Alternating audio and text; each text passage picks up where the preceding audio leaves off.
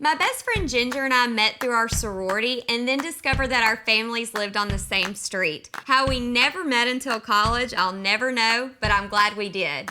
Now we're both living in Memphis and our husbands are great friends too. So she's stopping by today to help me make one of our favorite dishes from our trip to Italy, Cacio Pepe. As a Mississippi gal, my recipes are next generation Southern, upscale with fresh, unexpected ingredients. I believe there are stories and memories at the heart of every great recipe. I'm Andrea, and these are my Cooktales.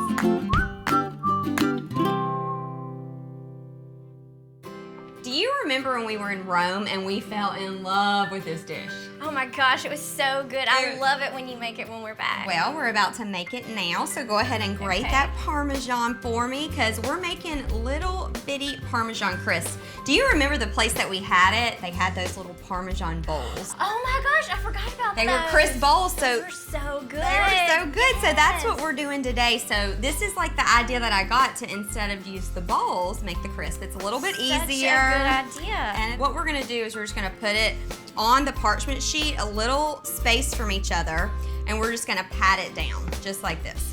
So it'll be in a 400-degree oven for about 4 to 5 minutes or until they're nice, golden, and crispy.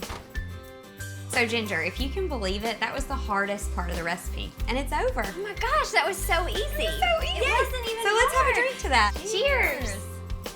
So I think we've talked about this before, but the one thing that I really love about Italian cooking, the list of ingredients isn't very long, but it's the ingredients that they use. They're so high quality, and it's the skill they use in the kitchen that makes their cooking known worldwide. Everyone loves Italian cooking.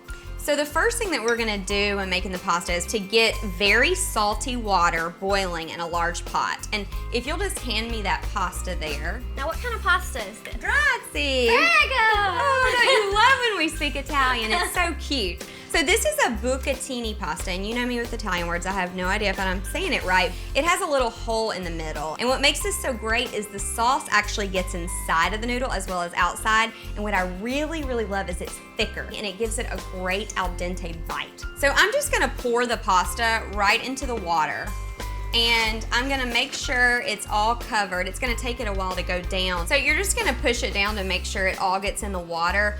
But the point of it is the pasta needs to cook for about 11 to 13 minutes. You really wanna sit by your pasta and just watch it because you want that al dente bite, and it's gonna take until the very last second to make sure you get it right, and you have to test it as it goes.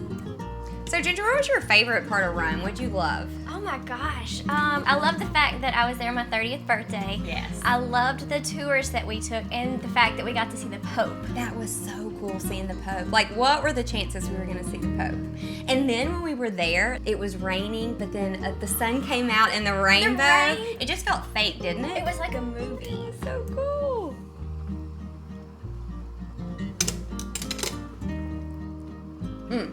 Perfectly al dente. Let's go ahead and move it to the bowl. Okay.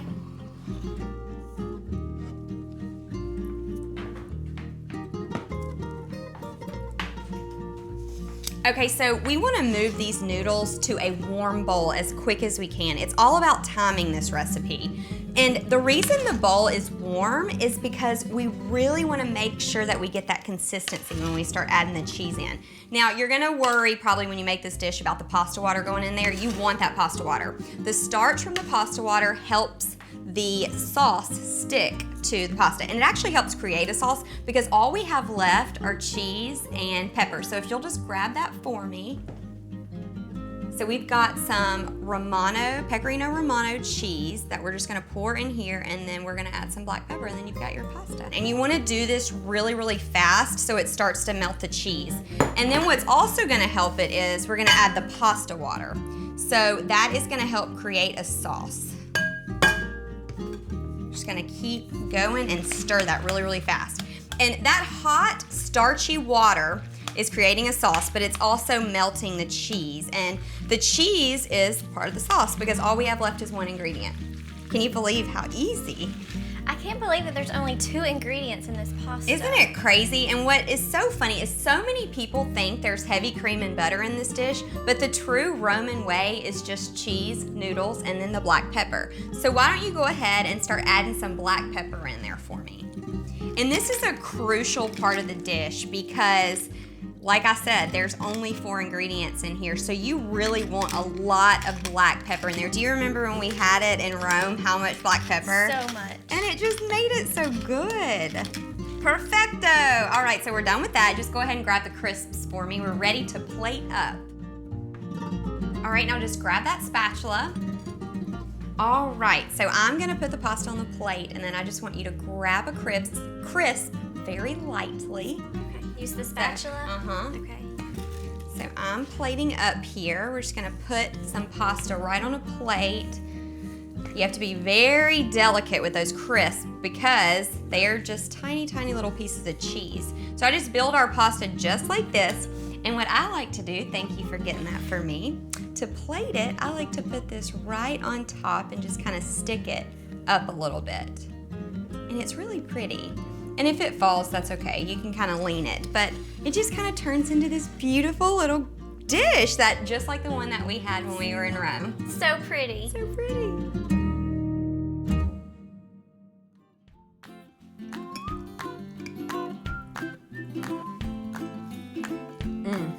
Oh my God, Ginger. What do you think of that? That is so good. You know, it takes me right back to that restaurant. It does. It's just like being back in Rome. And what I love the most about this dish is that it's so simple. And it really has all of those flavors of Rome in it with only using cheese, noodles, and black pepper. And I love the peppery taste that pepper brings. And then I just love how creamy it is. How in the world can pasta water and cheese make that? It's crazy.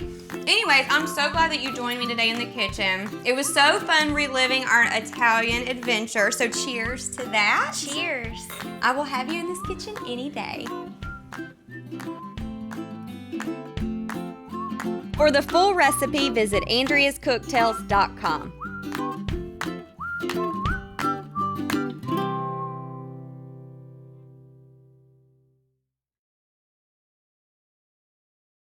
Subscribe to my YouTube channel for more videos.